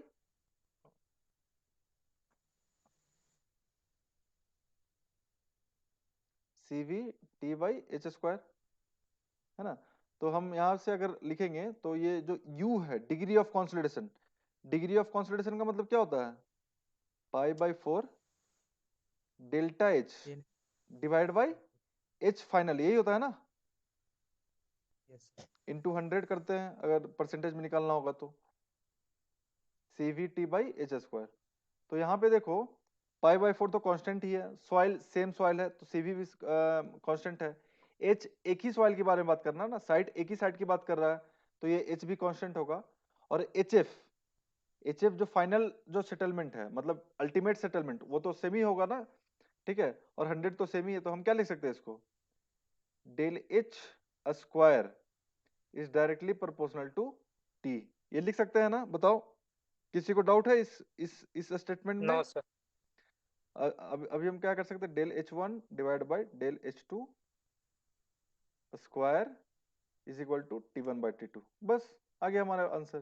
तो डेल एच वन कितना है 10 mm, डेल एच टू हमें निकालना है, मान लो x है, square is equal to T one कितना था 4 साल में था ये, और ये डेल एच कितने साल में पूछ रहा है 9 साल में पूछ रहा है। ये 4 और 9 समझ में आ गया ना, कहाँ से लिखा मैंने 4 साल। देखो Yes, sir. हाँ, जनवरी 2010 में कंस्ट्रक्शन हुआ है और जनवरी 2014 में ये 4 साल, और 2019 में पूछ रहा है ना तो 9 साल। तो ये क्या हो जाएगा 10 by X is equal to 2 by 3, तो x का वैल्यू क्या 10 बाई 2 मतलब 5 और ये 15, बस 15 ईयर्स। Sorry 15 mm। बस सर इसमें पता कहाँ चल रहा है सर कि ये यू सर 60% से कम है सर? 15 mm, एक सेकेंड। अच्छा ये पता कैसे चल रहा है कि ये u 60 mm से कम है? करेक्ट। तो पहला वाला फाइंड करो तो क्या दिया हुआ है, देखो तो फर्स्ट वाला u फाइंड करो तो कितना आ रहा है? सर फर्स्ट का जो u है ना वो फाइंड करो कितना आ रहा है? 25। 25%। ठीक है 25%। तो ये तो 50% से कम है। ठीक है। हाँ ये क्वेश्चन सही है कि ये दूसरा का जो u लिखे हम वो हो सकता था कि 60% से ज्यादा हो सकता था, है ना। तो यहाँ पे ये मतलब हमने एज्यूम कर लिया कि वो 60% से कम ही है। ठीक है। और हमने ये क्या किया, एज्यूम किया, assume you is less than 60%। ठीक है। तो जो हमारा आंसर आएगा x, अभी ये चेक करो तो ये 60% से कम आ रहा है कि नहीं आ रहा है सौरभ? यस अभी सर कम ही आ रहा। ये देखो क्या है, 15/40 इंटू यस 100 सर कम ही है। इंटू 100, तो ये कितना आ जाएगा बताओ? 15 ये कटा 4 से, ये आ जाएगा 7.5 का आधा कितना हो जाएगा? 3.75, मतलब ये 40% के से कम आ रहा है। तो बस 40% से कम आ रहा है ना, 37.5 ऐसे कुछ होगा शायद। यस ठीक नहीं है। सर वो पूछ रहे थे ना, वो हाँ फाइनल हाँ जो लिखे ना वो उसमें कैसे वो समझ है सर, वो फाइनल से एक बार चेक कर लेंगे जो सेटलमेंट हाँ आया हाँ करेक्ट। यू अगर से हाँ यू से निकाल लेंगे। हाँ अगर मान अगर लो, नहीं आया तो फिर हाँ निकाल करेक्ट, लेंगे। अगर ये यहाँ पे आंसर अगर मान लो 30 या 35% आ जाता ना तो ये अजम्पशन गलत हो जाता। तो हमने एज्यूम करके चला कि ये 60% से कम है, क्योंकि पहला वाला तो पता है कि 10/40 25% है, तो ये तो क्लियर है। अभी दूसरा वाला हमने एज्यूम कर लिया कि ये 60% से कम ही है, तो ये हमने आंसर मेरा आया 15 mm, तो इसको क्रॉस चेक कर लिया 15/40 देखो ये 60% से कम ही है, तो हमारा यस जो सर। अजम्पशन था सही था, right assumption. Correct Ankit? Yes sir. Okay. Now next ये सवाल बताओ क्या होगा इसमें। पेन पेपर बिल्कुल यूज नहीं करना है, डायरेक्ट सवाल का आंसर बताओ। अच्छा ये अभी हमने कुछ देर इनिशियल में सॉल्व किया था ये शॉर्टकट में, सौरभ तुम थे उस समय? कब सर? अभी अभी ये इसको शॉर्ट कैसे करेंगे, शॉर्टकट? नहीं अभी तो नहीं थे, देखते सर सॉल्व कर।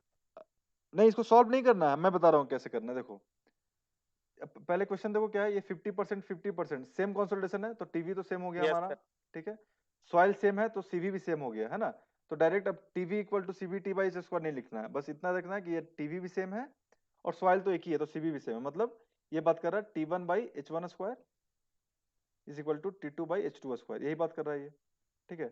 तो हमेशा याद रखना, देखो यहाँ पे क्या पूछ रहा है कि ये जो T1 और T2 और H1H2 क्वेश्चन क्या है, ये saturated clay top and bottom, मतलब डबल ड्रेनेज है, ये 16 ईयर्स में हो रहा है।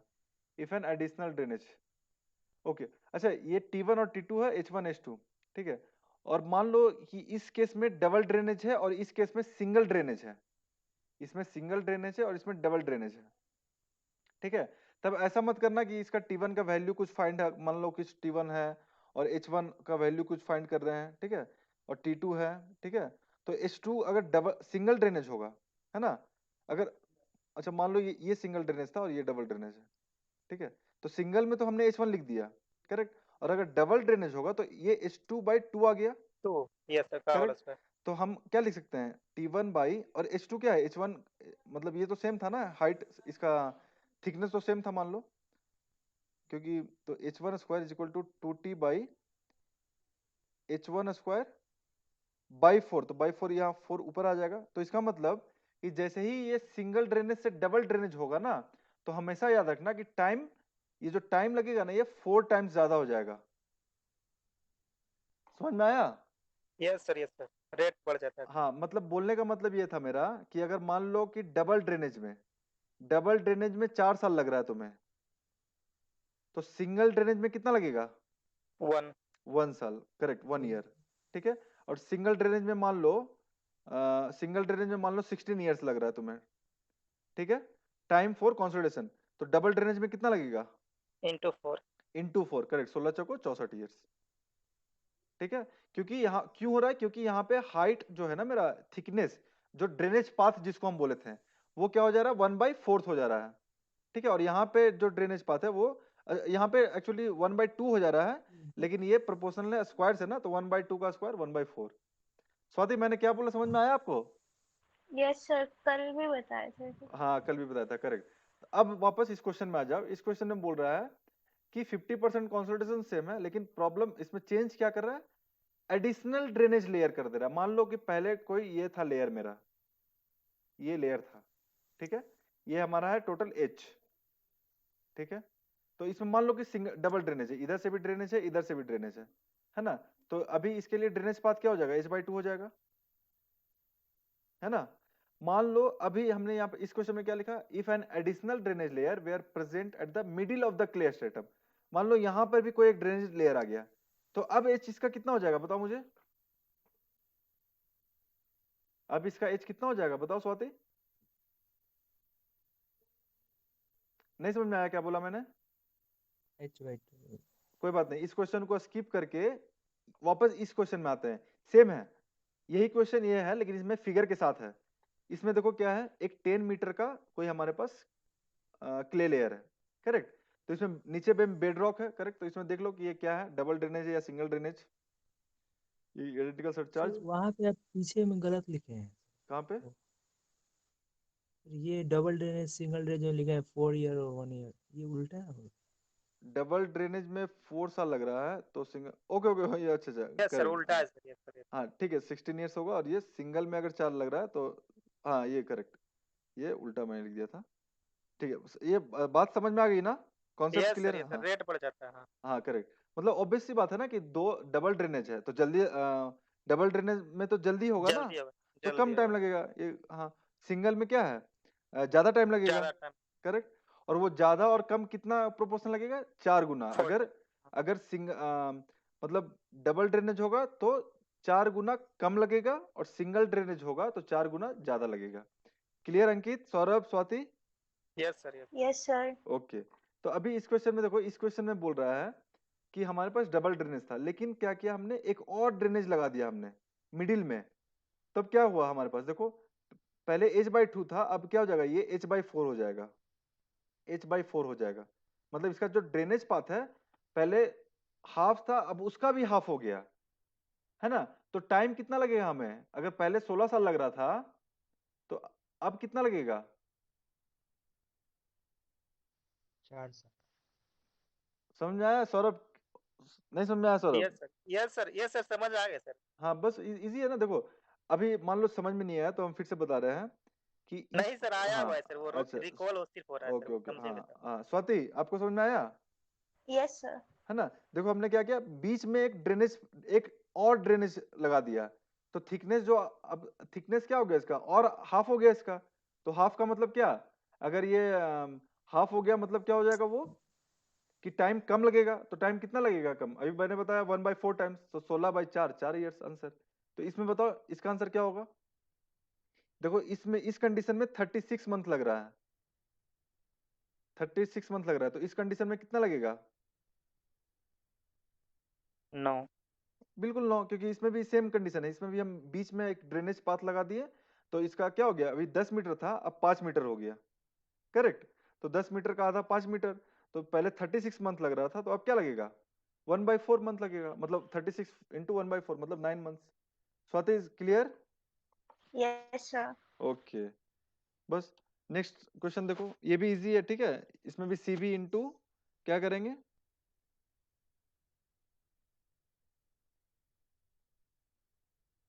ये क्या पूछ रहा है देखो, फॉर द क्या पूछ रहा है ये इसमें, 3 मीटर 3 क्लियर यूनिफॉर्म इतना है for the given ground, what is the time, है ना। तो TV इक्वल टू पता है हमें क्या होता है, CVT/H²। TV का वैल्यू 0.85 गिवन है, CV गिवन है, H² 3 मीटर गिवन है। अभी ये देख लो, ये डबल ड्रेनेज होगा या सिंगल ड्रेनेज होगा?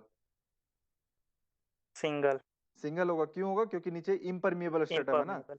तो बस ये यहाँ पे 3 मीटर रखेंगे, टाइम आंसर आ जाएगा, ठीक है। नेक्स्ट क्वेश्चन, ये क्लियर है ना? ओके। Yes sir. अच्छा ये इसका आंसर बताओ, 23 का क्या होगा, consolidation of, static. Correct, this is a static end, Ankit क्या होगा, static long and term. Long term, है ना। Long term. हाँ, क्योंकि कॉम्पैक्शन जो होता है ना, कॉम्पैक्शन, कॉम्पैक्शन में क्या होता है, कॉम्पैक्शन में डायनेमिक लोड देते हैं, हम डायनेमिक लोड देते हैं ना, हैमरिंग करते हैं डायनेमिक लोड, और ये short term Yes, process sir. है, मतलब जैसे ही लोड देंगे ना वैसे ही इंस्टेंटेनियस प्रोसेस है, ठीक है। तो ये डायनेमिक एंड शॉर्ट होगा इन कॉम्पैक्शन, लेकिन ये बात हो रही है कंसोलिडेशन का, तो यहाँ पे लोड स्टैटिक दे देते हैं और ये काफी लॉन्ग टर्म प्रोसेस है, तो option D is the right answer. ये बताओ क्या होगा, time is an important parameter in the consolidation of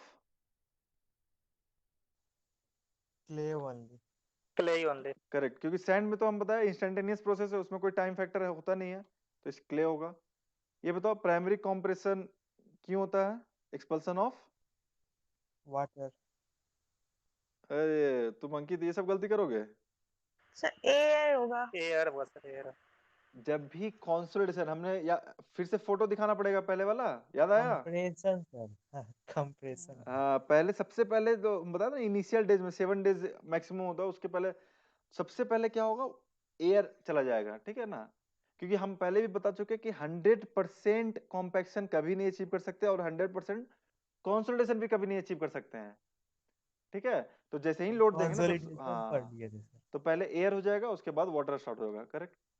ये भी इजी है, देखो क्या है, clay layer thickness 10 centimetre, initial void 0.5 है और फाइनल वॉइड 0.2 है, तो सेटलमेंट क्या हो जाएगा इसका, ये भी तो पता है ना, ये del H equal to H not into, ये फॉर्मूला यूज होता है इसमें। अच्छा ये नहीं फॉर्मूला लिखा है यहाँ पे, ये फॉर्मूला याद रखना, सबसे इजीएस्ट फॉर्मूला है इस चैप्टर का। Delta H by H naught is हाँ, delta H equal to H not into delta E by 1 plus E naught, correct. तो एच नॉट क्या है बताओ, 10 मीटर, डेल्टा ई कितना है 0.3 डिवाइड बाय इनिशियल पॉइंट है 1.5, पॉइंट से पॉइंट का answer 3/5 into 2, correct, clear. Yes, sir. अभी ये बताओ क्या होगा, which of the following soil will generally have maximum compressibility, clash. Clay, correct. देखो हम बता दे रहे हैं, सैंड है एक और एक है क्ले, ठीक है। तो जो परमिएबिलिटी है, परमिएबिलिटी सैंड का मैक्सिमम होता है और क्ले का मिनिमम होता है, पता है ना। जस्ट उसके अपोजिट कॉम्प्रेसिबिलिटी, कॉम्प्रेसिबिलिटी सैंड का मिनिमम होगा और क्ले का क्या होगा, मैक्सिमम होगा, ठीक है ना। कॉम्प्रेसिबिलिटी मतलब सॉइल कितना कॉम्प्रेस कर सकता है, कॉम्प्रेस मतलब कितना वो सेटल कर सकता है, तो क्ले में ज्यादा सेटलमेंट होता है ना, क्योंकि उसमें वॉइड रेशियो ज्यादा होता है, ठीक है। ओके, तो इसमें ऑप्शन आ जाएगा क्ले।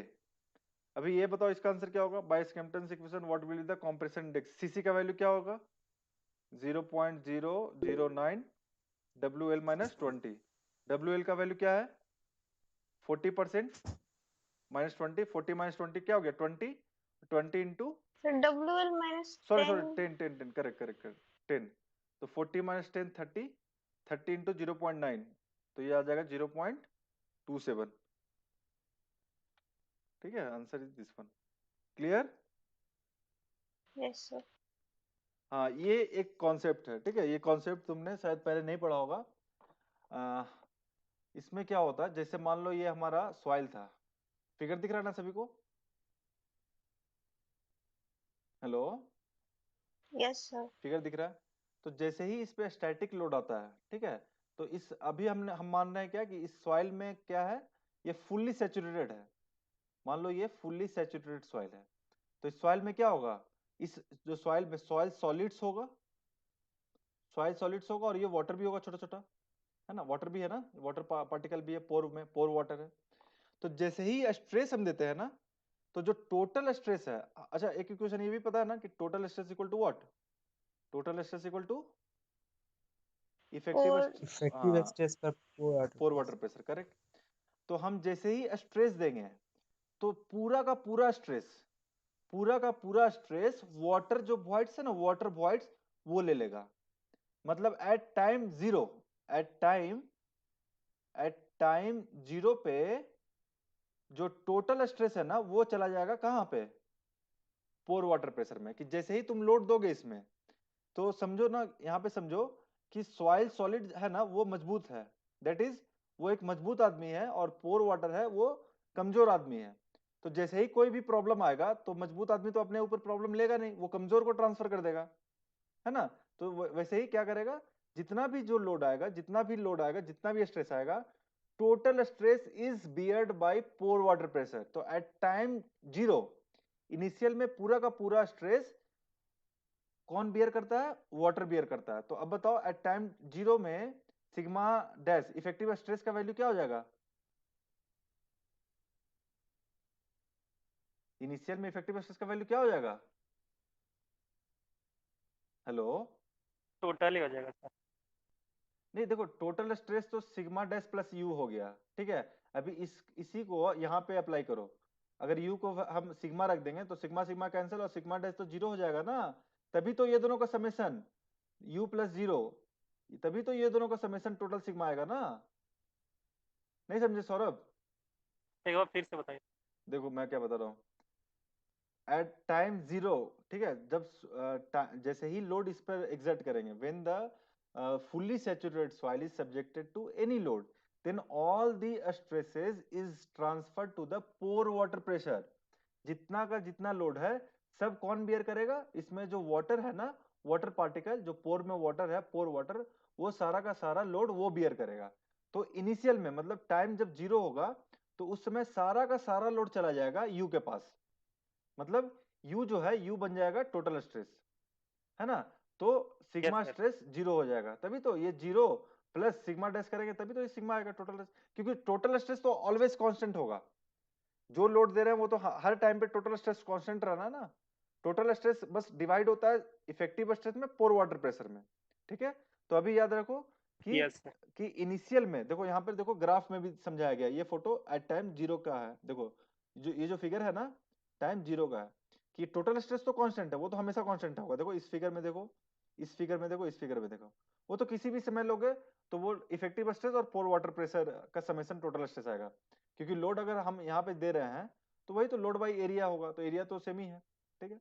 तो ये टोटल स्ट्रेस सेम हो गया। लेकिन इनिशियल में पूरा का पूरा लोड कौन बियर करता है? पोर वाटर प्रेशर करता है, और इफेक्टिव स्ट्रेस 0 होता है। लेकिन जैसे ही टाइम बढ़ते जाएगा तो क्या होगा, मेरा जो पोर वाटर है वो तो चला जाएगा बाहर। पोर वाटर एक्सपल्सन होता है ना, एक्सपल्सन होता है। तो जैसे जैसे यस सर। पोर वाटर जाएगा तो वो तो स्ट्रेस लेके जाएगा नहीं, वो तो स्ट्रेस किसी ना किसी को तो देके जाएगा। तो वो किसको देके जाएगा? सॉइल सॉलिड को देके जाएगा। तो इसका मतलब, और इफेक्टिव स्ट्रेस पता है ना, effective stress is the stress between soil skeleton, है ना। तो क्या करेगा, जैसे जैसे पोर वाटर प्रेशर जनरेट होगा, मतलब पोर वाटर प्रेशर रिड्यूस होगा, वैसे वैसे यू का ट्रांसफर होता जाएगा इफेक्टिव स्ट्रेस में। देखो इस फिगर में देखो, फिगर सी में देखो, इस फिगर में देखो, जैसे जैसे पोर वाटर जितना कमेगा, ये पोर वाटर जितना कम रहा है उतना ही ये इफेक्टिव स्ट्रेस बढ़ रहा है ना। ये वाला, ये दिस वन, ठीक है। ये देखो,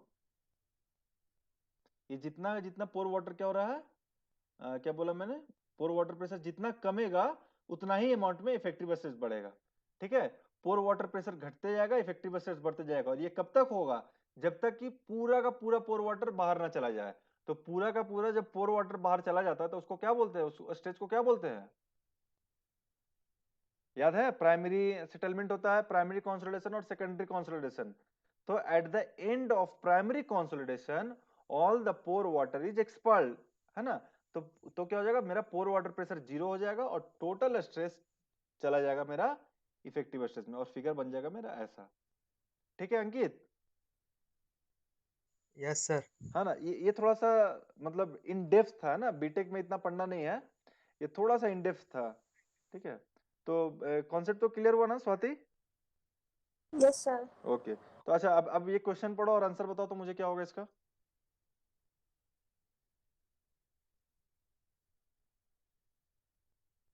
ए सर, क्या हो पोर जाएगा? वाटर।